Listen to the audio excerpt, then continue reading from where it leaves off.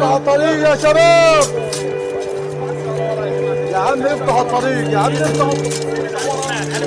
يأتي العدوان الإسرائيلي المستمر لليوم الثامن على التوالي على قطاع غزة بهذه الوحشية وهذه الحدة والقساوة في ظل ما تعانيه وزارة الصحة أساسا بفعل الحصار الإسرائيلي طيلة 15 عاما من نقص حاد في الأدوية والمستلزمات الطبية وإنهاك للمنظومة الصحية وسيارات الإسعاف. وبالتالي الاحتلال الإسرائيلي يعي تماما ويدرك تماما أن المنظومة الصحية لن تكون قادرة على الاستمرار في تقديم خدماتها نتيجة الاستنزاف المستمر في مقدراتها المحدودة.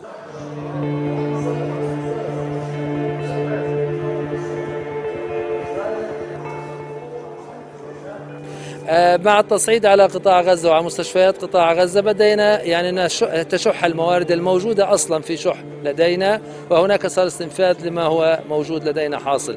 كما أيضا نحن نواجه الآن أعداد كبيرة من المصابين التي قد تصل إلى مجمع الشفاء الطبي وإلى مستشفيات قطاع غزة بكم كبير من المرضى والجرحى الذين بحاجة لإجراء عمليات جراحية، بحاجة أيضا لرعاية طبية.